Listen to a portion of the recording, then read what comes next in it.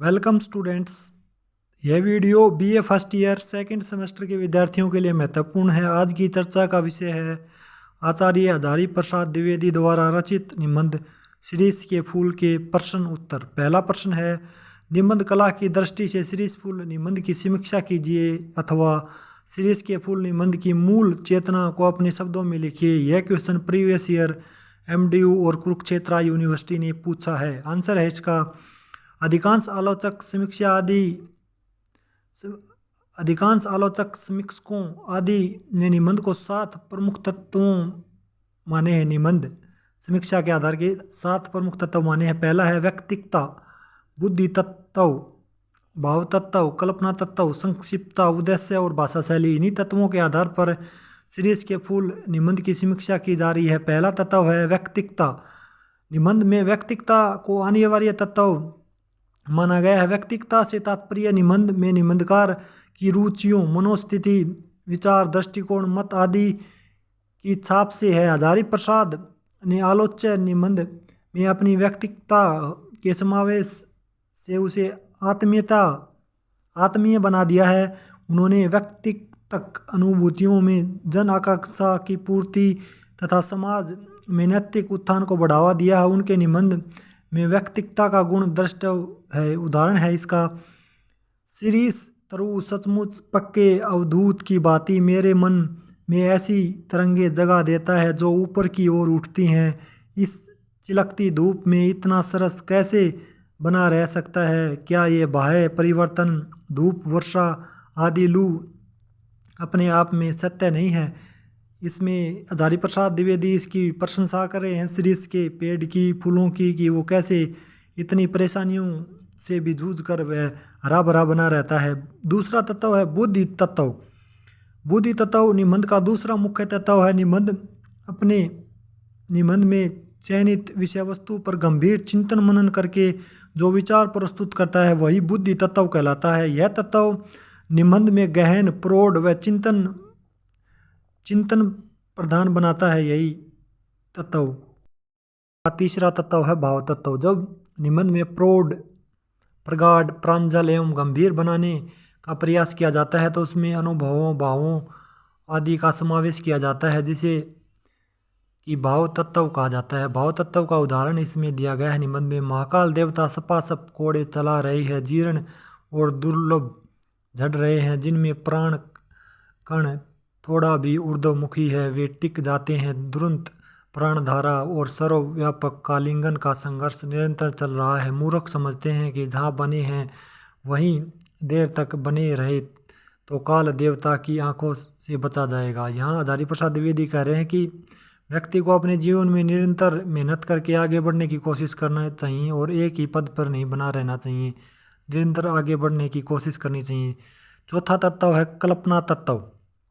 निबंध किसी विषय वस्तु आदि की व्याख्यात्मक रचना ही नहीं होती, बल्कि वह तो निबंध में सृजन क्षमता का भी परिचायक होता है। अतः निबंध में गंभीर, गहन, सूक्ष्म आदि बनाने के लिए निबंधकार उसमें कल्पना तत्व का भी समावेश कर देता है। निबंध में लेखक शिरीष के फल की तुलना आजकल के नेताओं से करके अपनी कल्पना शक्ति का परिचय देता है। उदाहरण से समझते हैं, मुझे इनको शिरीष के फलों को देखकर उन नेताओं की बात याद आती है जो किसी प्रकार जमाने का रुख नहीं पहचानते और जब तक नई प्योद के लोग उन्हें धक्का मारकर निकाल नहीं देते तब तक वे वहीं पर जमे रहते हैं। अर्थात कह रहे हैं कि हजारी प्रसाद द्विवेदी की नई पीढ़ी को भी मौका देना चाहिए। जैसे जो राजनीतिज्ञ हैं वो अपनी कुर्सी को छोड़ने के लिए तैयार नहीं है और उल्टे सीधे करप्शन के काम करते रहते हैं और नई पीढ़ी को मौका भी नहीं देते हैं। ये इसमें व्यंग किया है हजारी प्रसाद द्विवेदी ने।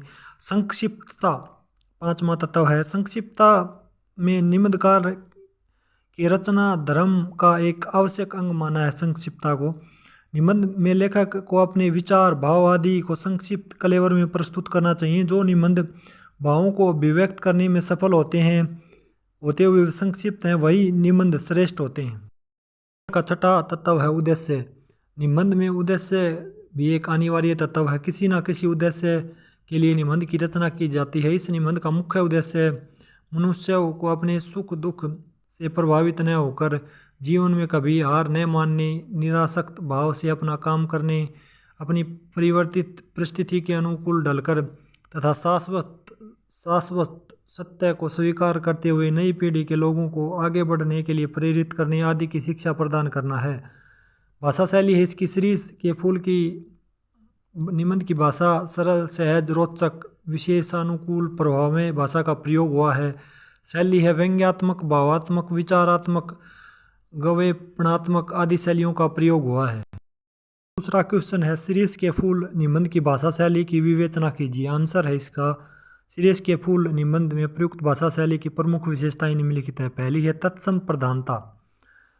शीरीष के फूल निबंध में तत्सम शब्दावली की प्रधानता है। दूसरी विशेषता है शब्द योजना। हजारी प्रसाद द्विवेदी संस्कृत भाषा के विद्वान होने के बावजूद उन्होंने प्रसिद्ध तद्भव देशज विदेशज शब्दों का प्रयोग किया है। इनके द्वारा प्रयुक्त देशज शब्द लू, हुक, खंखड़, फक्कड़, हिलोल आदि है। इनके द्वारा प्रयुक्त अरबी फारसी शब्द बेपरवाह, हजरत, मौज, इशारा, लायक, रईस, कमजोर आदि हैं। तीसरी विशेषता है मुहावरे व लोकोक्तियों का प्रयोग। हजारी प्रसाद द्विवेदी ने अपने निबंध में मुहावरों व लोकोक्तियों का प्रयोग करके भाषा को रोचक बना दिया है। इनके द्वारा प्रयुक्त मुहावरे हार न मानना, मन रमना, आँख बचाना आदि रोचकता फोर्थ स्टेटमेंट है। निबंध की भाषा में रोचकता का गुण सर्वत्र विद्वान है। जहाँ कहीं भी लेखक ने किसी साहित्यिक विषय को उठाया है, ज्ञानवर्धक बात बताई है या फिर अपने विचारों को प्रकट किया है, प्रत्येक स्थल पर उन्होंने भाषा में रोचकता का गुण से युक्त कर दिया है भाषा को। शैलीगत विशेषता निबंध में विवरणात्मक, गवेपणात्मक, चिंतनमूलक, व्यंग्यात्मक, आत्मपरक आदि शैलियों का प्रयोग किया है। उन्होंने शैलियों का प्रयोग करके निबंध को प्रभावशाली व रोचक बना दिया है। Students, that's it's for now. Thanks for watching video. जय हिंद, जय Bharat. Keep learning, keep writing. God bless you all.